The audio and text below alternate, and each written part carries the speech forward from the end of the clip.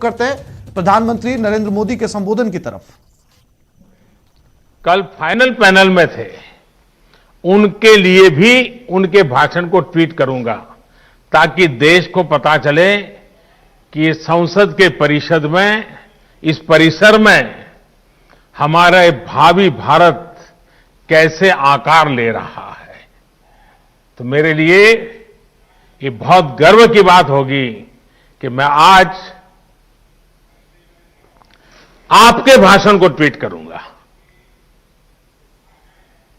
साथियों, स्वामी जी ने जो देश और समाज को दिया है वो समय और स्थान से परे हर पीढ़ी को प्रेरित करने वाला है, रास्ता दिखाने वाला है। आप देखते होंगे कि भारत का शायद ही ऐसा कोई गांव हो, कोई शहर हो, कोई व्यक्ति हो जो स्वामी जी से खुद को जुड़ा महसूस न करता हो, उससे प्रेरित न होता हो।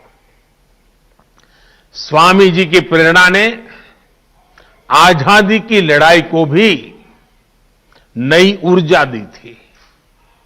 गुलामी के लंबे कालखंड ने भारत को हजारों वर्षों की अपनी ताकत और ताकत के एहसास से दूर कर दिया था। स्वामी विवेकानंद ने भारत को उसकी वो ताकत याद दिलाई, एहसास कराया, उनके सामर्थ्य को उनके मन मस्तिष्क में पुनर्जीवित किया, राष्ट्रीय चेतना को जागृत किया। आप ये जानकर हैरान रह जाएंगे कि उस समय क्रांति के मार्ग से भी और शांति के मार्ग से भी, दोनों ही तरह से जो आजादी के लिए जंग चल रहा था, आजादी की लड़ाई लड़ रहे थे, वो कहीं न कहीं स्वामी विवेकानंद जी से प्रेरित थे। उनकी गिरफ्तारी के समय, फांसी के समय स्वामी विवेकानंद से जुड़ा साहित्य जरूर पुलिस के हाथ आता था। तब इसका बाकायदा अध्ययन करवाया गया था कि स्वामी विवेकानंद जी के विचारों में ऐसा क्या है जो लोगों को देशभक्ति के लिए, राष्ट्र निर्माण के लिए, आजादी के लिए मर मिटने की प्रेरणा देता है, हर नवयुवान के मस्तिष्क को इतना प्रभावित करता है। समय गुजरता गया, देश आजाद हो गया, लेकिन हम आज भी देखते हैं स्वामी जी हमारे बीच ही होते हैं, प्रतिपल हमें प्रेरणा देते हैं। उनका प्रभाव हमारी चिंतन धारा में कहीं न कहीं नजर आता है। आध्यात्म को लेकर उन्होंने जो कहा, राष्ट्रवाद, राष्ट्र निर्माण, राष्ट्रभक्ति को लेकर उन्होंने जो कहा, जन सेवा से जग सेवा को लेकर उनके विचार आज हमारे मन मंदिर में उतनी ही तीव्रता से प्रवाहित होते हैं। मुझे विश्वास है आप युवा साथी भी इस बात को जरूर महसूस करते होंगे। कहीं पर भी विवेकानंद जी की तस्वीर देखते होंगे, कल्पना तक आपको नहीं होगी, मनोमन आपके मन में एक श्रद्धा का भाव जग, सर आपको उनको नमन करता होगा, ये अवश्य होता होगा। साथियों, स्वामी विवेकानंद ने एक और अनमोल उपहार दिया है। ये उपहार है व्यक्तियों के निर्माण का, संस्थाओं के निर्माण का। और ऐसे विषयों की चर्चा भी थोड़ी कम ही होती है, लेकिन हम अध्ययन करेंगे तो पाएंगे कि स्वामी विवेकानंद ने ऐसी संस्थाओं को भी आगे बढ़ाया जो आज भी व्यक्ति के निर्माण का काम बखूबी कर रही है। उनके संस्कार, उनका सेवा भाव, उनका समर्पण भाव लगातार जगाती रहती है। व्यक्ति से संस्था का निर्माण और संस्था से अनेकों व्यक्तियों का निर्माण एक अनवरत, अविलंब, अबाधित चक्र है जो चलता ही जा रहा है। लोग स्वामी जी के प्रभाव में आते हैं, संस्थाओं का निर्माण करने की प्रेरणा लेते हैं, संस्था निर्माण करते हैं, फिर उन संस्थानों से, उसकी व्यवस्था से, प्रेरणा से, विचार से, आदर्श से ऐसे लोग निकलते हैं जो स्वामी जी के दिखाए मार्ग पर चलते हुए नए लोगों को खुद से जोड़ते चलते हैं। इंडिविजुअल से इंस्टीट्यूशंस और इंस्टीट्यूशन से फिर इंडिविजुअल, ये चक्र आज भारत की बहुत बड़ी ताकत है। आप लोग एंटरप्रेन्योरशिप के बारे में बहुत सुनते हैं। वो भी तो कुछ एक प्रकार से यही बातें हैं। एक ब्रिलियंट इंडिविजुअल एक शानदार कंपनी बनाता है, बाद में उस कंपनी में जो इकोसिस्टम बनता है उसकी वजह से वहां अनेकों ब्रिलियंट इंडिविजुअल्स बनते हैं। ये इंडिविजुअल्स आगे जाकर और नई कंपनियां बनाते हैं। इंडिविजुअल्स और इंस्टीट्यूशन का ये चक्र देश और समाज के हर क्षेत्र, हर स्तर के लिए उतना ही महत्वपूर्ण है। साथियों, आज जो देश में नई नेशनल एजुकेशन पॉलिसी लागू की गई है, उसका भी बहुत बड़ा फोकस बेहतर इंडिविजुअल्स के निर्माण पर है। व्यक्ति निर्माण से राष्ट्र निर्माण, ये पॉलिसी युवाओं की इच्छा, युवाओं के कौशल, युवाओं की समझ, युवाओं के फैसले को सर्वोच्च प्राथमिकता देती है। अब चाहे जो सब्जेक्ट चुनिए, चाहे जो कॉम्बिनेशन चुनिए, चाहे जो स्ट्रीम चुनिए, एक कोर्स को ब्रेक देकर आप दूसरा कोर्स शुरू करना चाहें तो आप वो भी कर सकते हैं। अब ये नहीं होगा कि पहले वाले कोर्स के लिए आपने जो मेहनत की थी वो बेकार हो जाएगी। आपको उतनी पढ़ाई का भी सर्टिफिकेट मिल जाएगा जो आगे ले जाएगा। साथियों, आज देश में एक ऐसा इकोसिस्टम विकसित किया जा रहा है जिसकी तलाश में अक्सर हमारे युवा विदेशों का रुख करते थे। वहां की आधुनिक शिक्षा, बेहतर एंटरप्राइज अपॉर्चुनिटीज, टैलेंट को पहचानने वाली, सम्मान देने की वाली व्यवस्था उन्हें स्वाभाविक रूप से आकर्षित करती थी। अब देश में ही ऐसी व्यवस्था हमारे युवा साथियों को मिले, इसके लिए हम प्रतिबद्ध भी हैं, हम प्रयासरत भी हैं। हमारा युवा खुलकर अपनी प्रतिभा, अपने सपनों के अनुसार खुद को विकसित कर सके, इसके लिए आज एक एनवायरमेंट तैयार किया जा रहा है, इकोसिस्टम तैयार की जा रही है। शिक्षा व्यवस्था हो, समाज व्यवस्था हो, कानूनी बारीकियां हो, हर चीज में इन बातों को केंद्र में रखा जा रहा है। स्वामी जी का बहुत जोर उस बात पर भी था जिसको हमने कभी भूलना नहीं चाहिए। स्वामी जी हमेशा कहते थे और वो इस बात पर बल देते थे, वे शारीरिक ताकत पर भी बल देते थे, मानसिक ताकत पर भी बल देते थे। वो कहते थे, muscles of iron and nerves of steel. उनकी प्रेरणा, उन्हीं की प्रेरणा से आज भारत के युवाओं की शारीरिक मानसिक फिटनेस पर विशेष फोकस किया जा रहा है।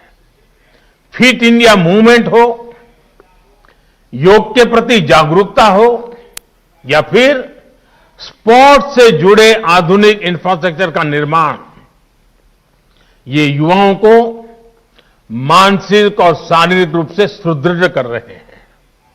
साथियों, आजकल आप लोग कुछ टर्म्स बार बार सुनते होंगे, आपके कान पे आता रहता है। पर्सनालिटी डेवलपमेंट या तो फिर टीम मैनेजमेंट। इनकी बारीकियों को भी आप स्वामी विवेकानंद का अध्ययन करने के बाद और आसानी से समझ पाएंगे। पर्सनालिटी डेवलपमेंट का उनका मंत्र था, बिलीव इन योरसेल्फ। अपने आप पर भरोसा करो, अपने आप पर विश्वास करो। लीडरशिप का उनका मंत्र था, बिलीव इन ऑल। वे कहते थे, पुराने धर्मों के मुताबिक नास्तिक वो है जो ईश्वर में भरोसा नहीं करता, लेकिन नया धर्म कहता है, नास्तिक वो है जो खुद में भरोसा नहीं करता। और जब नेतृत्व की बात आती थी तो वो खुद से भी पहले अपनी टीम पर भरोसा जताते थे। मैंने कहीं पढ़ा था, वो किस्सा मैं आपको भी सुनाना चाहता हूं। एक बार स्वामी जी अपने साथी स्वामी शारदानंद जी के साथ लंदन में एक पब्लिक लेक्चर के लिए गए थे। सब तैयारी हो चुकी थी, सुनने वाले इकट्ठे हो गए थे, और स्वाभाविक है हर कोई स्वामी विवेकानंद जी को सुनने के लिए आकर्षित होकर के आया था। लेकिन जैसे ही बोलने का नंबर आया तो स्वामी जी ने कहा कि आज भाषण मैं नहीं बल्कि मेरे सहयोगी शारदानंद जी देंगे। शारदानंद जी ने भी सोचा नहीं था कि अचानक उनके जिम्मे काम आ जाएगा। वो इसके लिए तैयार भी नहीं थे। लेकिन जब शारदानंद जी ने भाषण देना शुरू किया तो हर कोई चकित हो गया, उनसे प्रभावित हो गया। और ये होती है लीडरशिप और अपनी टीम के लोगों पर भरोसा करने की ताकत। आज हम जितना स्वामी विवेकानंद जी के बारे में जानते हैं, उसमें बहुत बड़ा योगदान स्वामी शारदानंद जी का ही है। साथियों, ये स्वामी जी ही थे जिन्होंने उस दौर में कहा था कि निडर, बेबाक, साफ दिल वाले, साहसी और आकांक्षी युवा ही वो नींव हैं जिस पर राष्ट्र के भविष्य का निर्माण होता है। वो युवाओं पर, युवा शक्ति पर इतना विश्वास करते थे। अब आपको उनके इस विश्वास की कसौटी पर खरा उतरना है। भारत को अब नई ऊंचाइयों पर ले जाने का काम, देश को आत्मनिर्भर बनाने का काम आप सब युवा को ही करना है। अब आप में से कुछ युवा सोच सकते हैं कि अभी तो हमारी इतनी उम्र ही नहीं हुई है, अभी तो हंसने खेलने जिंदगी में मौज करने की उम्र है। साथियों, जब लक्ष्य स्पष्ट हो, इच्छा शक्ति हो, तो उम्र कभी बाधा नहीं बनती है, उम्र इतनी मायने नहीं रखती है। आप हमेशा याद रखिएगा कि गुलामी के समय में आजादी के आंदोलन की कमान युवा पीढ़ी ने ही संभाली थी। जानते हैं, शहीद खुदीराम बोस जब फांसी पर चढ़े तो उनकी उम्र क्या थी? सिर्फ 18-19 साल। भगत सिंह को फांसी लगी तो उनकी उम्र कितनी थी? सिर्फ 24 साल। भगवान बिरसा मुंडा जब शहीद हुए तो उनकी आयु कितनी थी? बमुश्किल 25 साल। उस पीढ़ी ने ये ठान लिया था कि देश की आजादी के लिए ही जीना है, देश की आजादी के लिए मरना है। लॉयर्स, डॉक्टर, प्रोफेसर्स, बैंकर्स, अलग अलग प्रोफेशन से यंग जनरेशन के लोग निकले और सबने मिलकर के हमें आजादी दिलाई। साथियों, हम उस कालखंड में पैदा हुए हैं, क्योंकि मैं भी आजाद हिंदुस्तान में जन्मा हूं। मैंने गुलामी देखी नहीं है, और मेरे सामने आप जो बैठे हैं, आप भी सब आजादी में पैदा हुए हैं। हमें देश की स्वतंत्रता के लिए मरने का मौका नहीं मिला, लेकिन हमें आजाद भारत को आगे बढ़ाने के लिए मौका जरूर मिला है। ये मौका हमें गंवाना नहीं है। साथियों, आजादी के 75 साल लेकर आजादी से 100 साल होने तक, ये आने वाले 25-26 साल बहुत ही महत्वपूर्ण है। 2047 जब आजादी के 100 साल होंगे, ये 25-26 साल की यात्रा बहुत महत्वपूर्ण है। साथियों, आप भी सोचिए, आप आज जिस उम्र में हैं, अब से जो समय शुरू हो रहा है अपना, वो आपके जीवन का स्वर्णिम काल है, उत्तम काल है।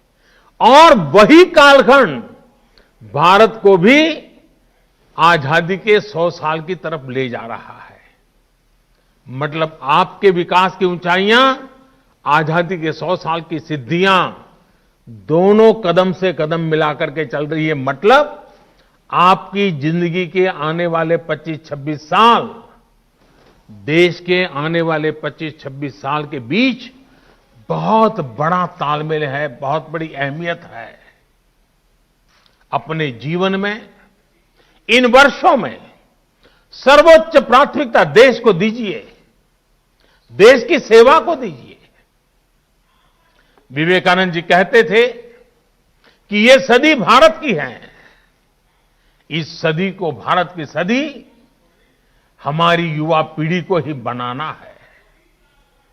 आप जो भी करिए, जो भी फैसला लीजिए, उसमें जरूर सोचिए कि इससे देश का क्या हित होगा।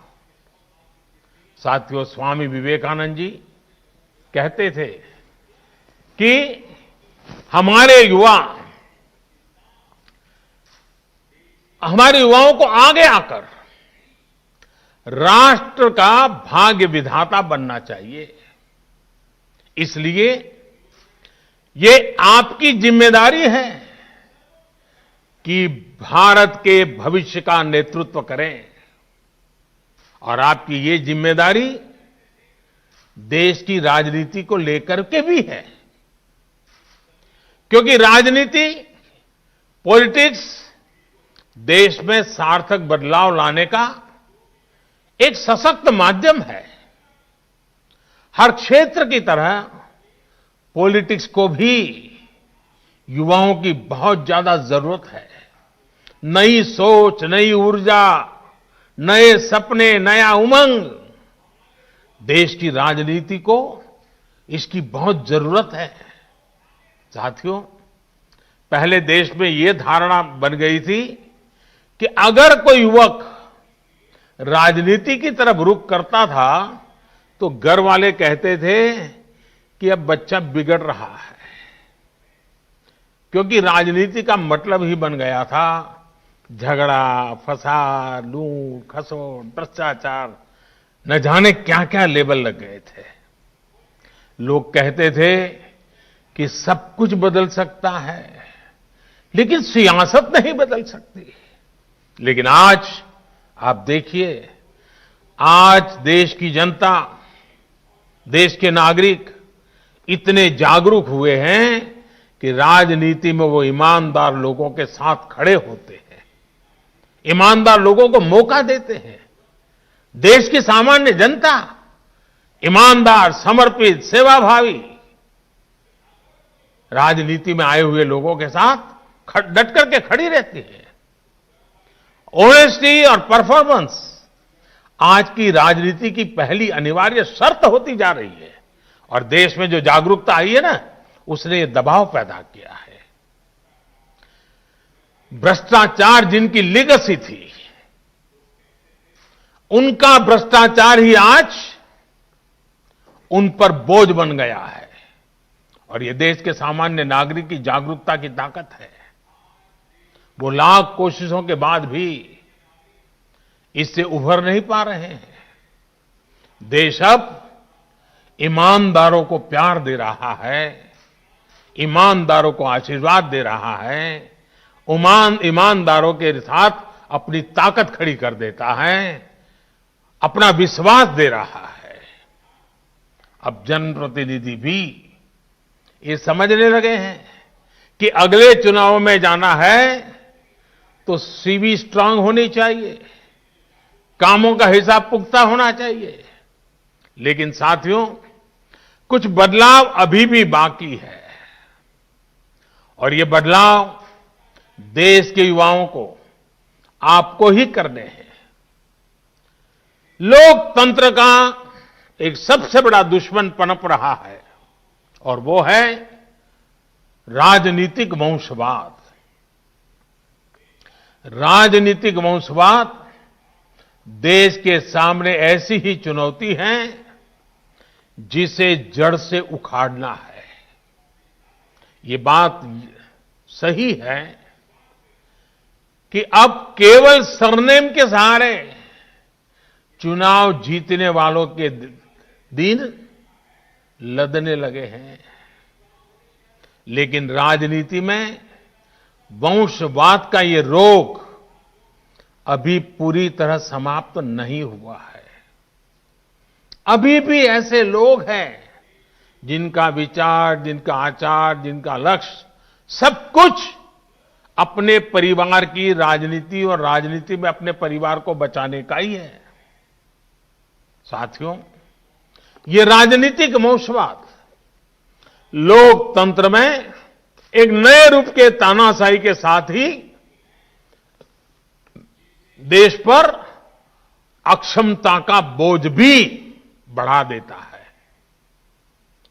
राजनीतिक वंशवाद नेशन फर्स्ट के बजाय सिर्फ मैं और मेरा परिवार, इसी भावना को मजबूत करता है। ये भारत में राजनीतिक और सामाजिक करप्शन का भी एक बहुत बड़ा कारण है। वंशवाद की जगह से आगे बढ़े लोगों को लगता है कि अगर उनकी पहले की पीढ़ियों के करप्शन का हिसाब नहीं हुआ तो उनका भी कोई कुछ नहीं बिगाड़ सकता। वो तो अपने घर में ही इस प्रकार के विकृत उदाहरण भी देखते हैं। इसलिए ऐसे लोगों का कानून के प्रति न सम्मान होता है, न कानून का उनको डर भी होता है। साथियों, इस स्थिति को बदलने का जिम्मा देश की जागरूकता पर है, देश की युवा पीढ़ी पे है, और राष्ट्रयाम जागरयाम व्यायाम इसी मंत्र को लेकर के जीना है। आप राजनीति में ज्यादा से ज्यादा संख्या में आए, बढ़ चढ़ करके हिस्सा लेना पाना बनने के इरादे से नहीं, कुछ कर गुजरने के इरादे से आइए। आप अपनी सोच, अपने विजन को लेकर आगे बढ़े, एक साथ मिलकर के काम करें, जुट करके काम करें, डट करके काम करें। याद रखिएगा, जब तक देश का सामान्य युवा राजनीति में नहीं आएगा, वंशवाद का ये जहर इसी तरह हमारे लोकतंत्र को कमजोर करता रहेगा। इस देश के लोकतंत्र को बचाने के लिए आपका राजनीति में आना जरूरी है। और ये जो लगातार हमारे युवा विभाग के द्वारा मॉक संसद के कार्यक्रम चलाए जा रहे हैं, देश के विषयों पर युवा मित्र मिलकर के चर्चा करें, देश के युवाओं को भारत के सेंट्रल हॉल तक लाया जाए, इसके पीछे मकसद भी यही है कि देश की नई युवा पीढ़ी को हम तैयार करें ताकि वो हमारे साथ आने वाले दिनों में देश का नेतृत्व करने के लिए आगे आए, आगे बढ़े। आपके सामने स्वामी विवेकानंद जैसा महान मार्गदर्शक है। उनकी प्रेरणा से आप जैसे युवा राजनीति में आएंगे तो देश और भी मजबूत होगा। साथियों, स्वामी विवेकानंद जी युवाओं को एक और बहुत महत्वपूर्ण मंत्र देते थे।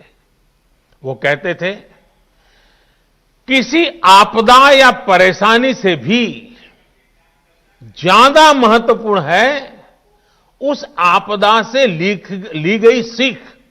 आपने उसमें से क्या सीखा? हमें आपदाओं में संयम की भी जरूरत होती है, साहस की भी जरूरत होती है। आपदा हमें यह सोचने का भी अवसर देती है कि जो बिगड़ा है हम वही दोबारा बना लें या नए सिरे से एक नए निर्माण की नींव रखें। कई बार हम एक संकट, किसी आपदा के बाद कुछ नया सोचते हैं तो फिर देखते हैं कि उस नई सोच ने कैसे पूरा भविष्य बदल दिया। आपने भी अपने जीवन में महसूस किया होगा। मैं भी, मेरा मन करता है कि आज एक अनुभव मैं आपके सामने जरूर आपके सामने रखूं। 2001 में जब गुजरात के कच्छ में भूकंप आया था तो कुछ ही पल में सब कुछ तबाह हो गया था। पूरा कच्छ एक प्रकार से मौत की चादर ओढ़ करके सोया था। सारी इमारतें जमींदोज हो चुकी थी। जो हालत थी उसे देखकर लोग कहते थे कि अब कच्छ हमेशा हमेशा के लिए बर्बाद हो गया। इस भूकंप के कुछ महीने बाद मुझे गुजरात का मुख्यमंत्री के रूप में दायित्व निभाने की जिम्मेवारी आ गई। चारों तरफ गूंज यही थी कि अब तो गुजरात गया, अब तो गुजरात बर्बाद हो गया, अब कच्छ बर्बाद, यही सुन रहा था। हमने एक नई अप्रोच के साथ काम किया, एक नई रणनीति के साथ आगे बढ़े। हमने सिर्फ इमारतें ही फिर से नहीं बनाई, बल्कि प्रण लिया कि कच्छ को विकास की नई ऊंचाई पर पहुंचाएंगे। तब वहां न उतनी सड़कें थी, न बिजली व्यवस्था ठीक थी, न ही पानी आसानी से नहीं मिलता था। हमने हर व्यवस्था सुधारी। हम सैकड़ों किलोमीटर लंबी नहरें बनाकर कच्छ तक पानी लेकर गए, पाइपलाइन से पानी ले गए। कच्छ की हालत ऐसी थी कि वहां टूरिज्म के बारे में कोई सोच भी नहीं सकता था। उल्टा हर साल हजारों लोग कच्छ से पलायन कर जाते थे। अब आज हालत ऐसे हैं कि बरसों पहले कच्छ छोड़कर गए लोग आज वापस लौटने लगे हैं। आज कच्छ में लाखों टूरिस्ट रणोत्सव में आनंद लेने के लिए पहुंचते हैं। यानी आपदा में हमने आगे बढ़ने का अवसर खोजा। साथियों, उस समय भूकंप के दौरान ही एक और बड़ा काम हुआ था जिसकी उतनी चर्चा नहीं होती है। आजकल कोरोना के समय में आप लोग डिजास्टर मैनेजमेंट एक्ट का जिक्र खूब सुनते होंगे। इस दौरान तमाम सरकारी आदेश इसी एक्ट को आधार बनाकर जारी किए गए। लेकिन इस एक्ट की भी एक कहानी है। कच्छ भूकंप के साथ इसका एक रिश्ता है और मैं ये भी शायद आपको बताऊंगा तो आपको खुशी होगी। साथियों, पहले हमारे देश में डिजास्टर मैनेजमेंट ये कृषि विभाग का हिस्सा रहता था, उसी का काम समझा जाता था।